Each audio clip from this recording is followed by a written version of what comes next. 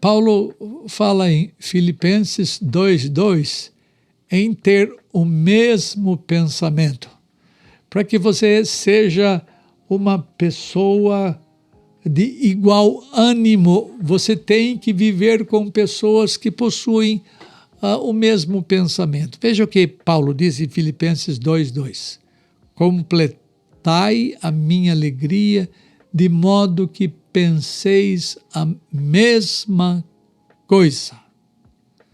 Ter o mesmo pensamento é uma marca de verdadeira unidade cristã.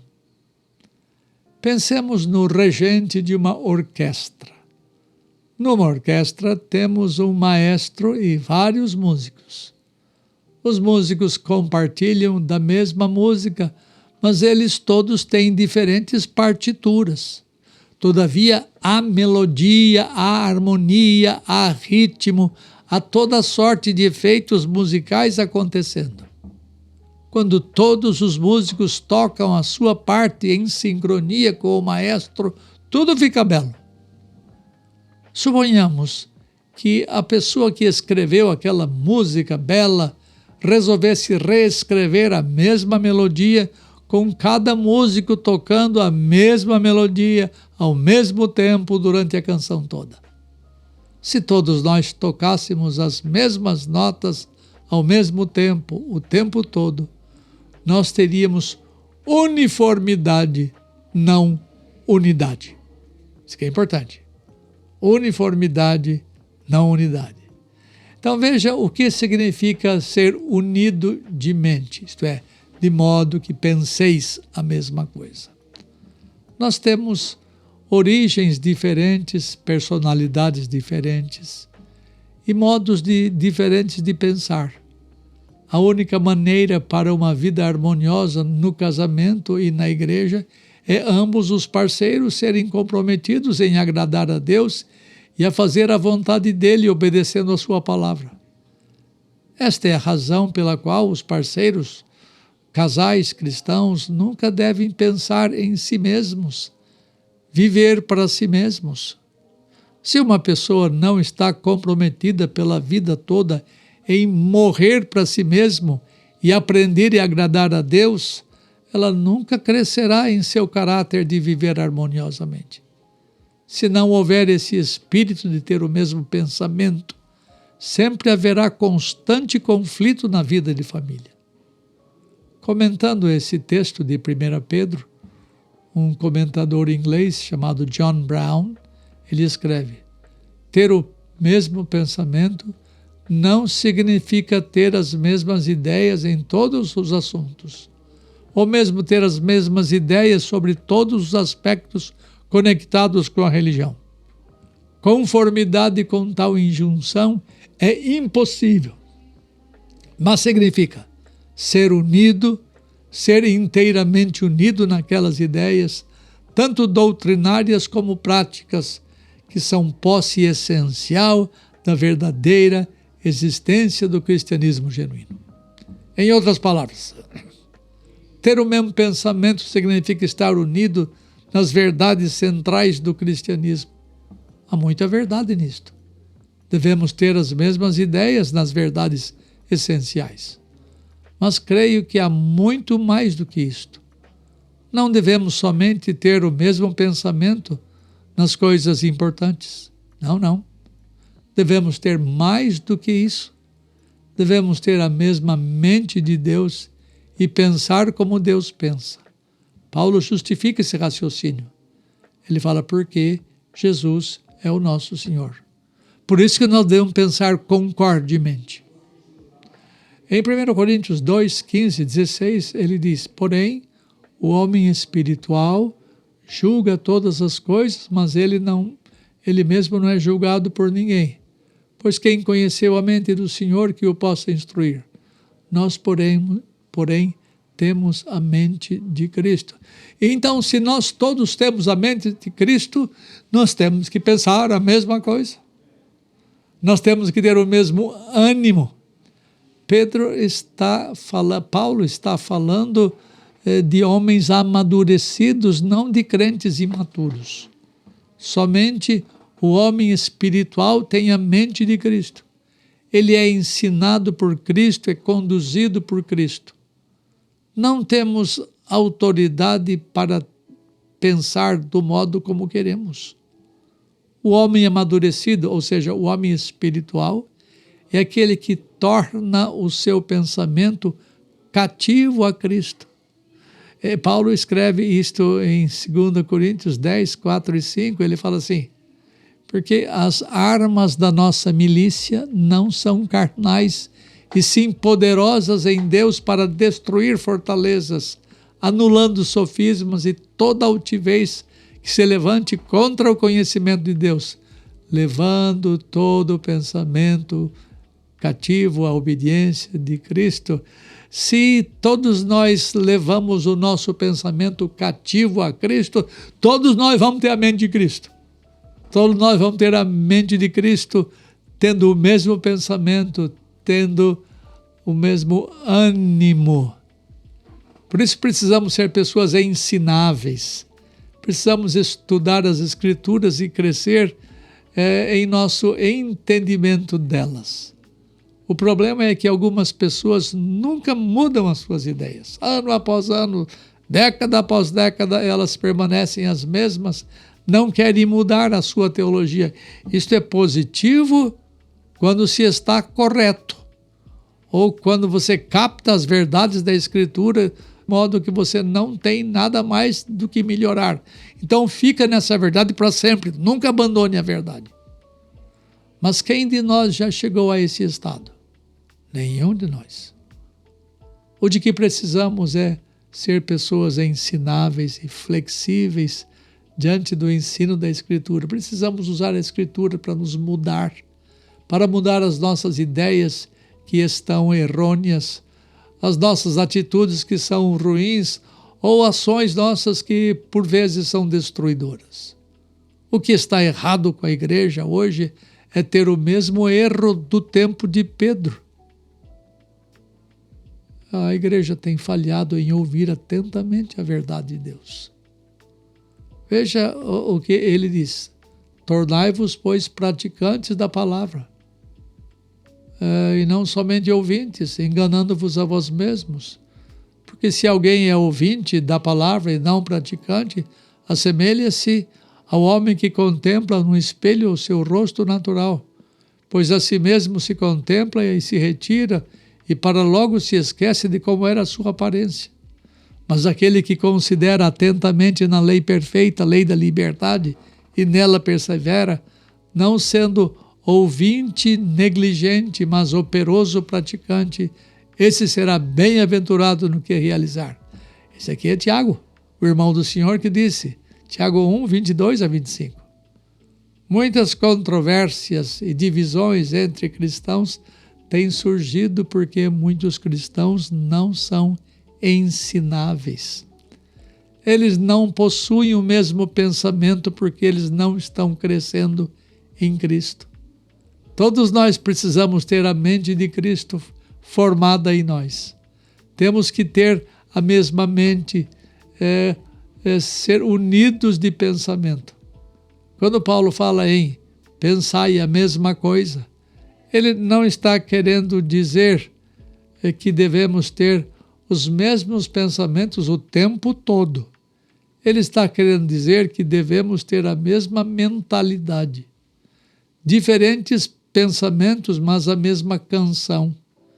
Digamos que uma pessoa não quisesse olhar para o maestro e ficasse preso na sua partitura sem ver os movimentos e os comandos do maestro numa orquestra.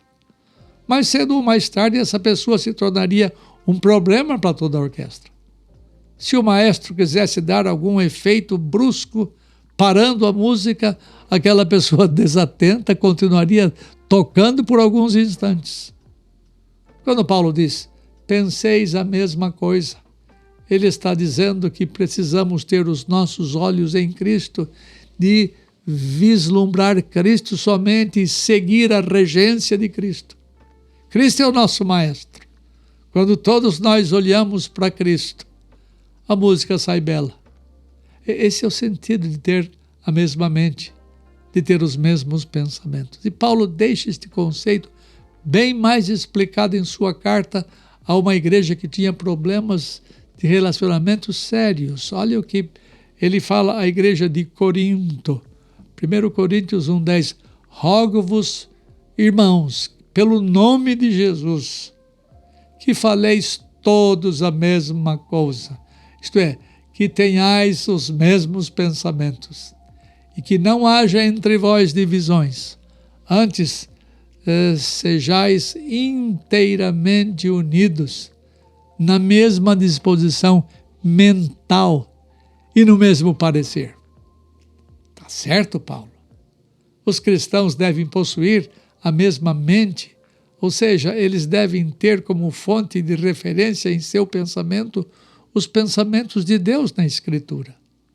Todos podem falar a mesma coisa ou a mesma língua quando todos têm os mesmos padrões estabelecidos por Deus. Quando os cristãos não tiverem a Escritura como fonte normativa para o pensamento deles, eles nunca se entenderão. Se os cristãos removem as verdades da Escritura de suas mentes, eles vão pensar como pensam os mundanos. Então, eu faço uma pergunta aqui. Como podemos ser unidos de mente ou ter o mesmo pensamento? Sabemos que não devemos cegamente seguir as pessoas.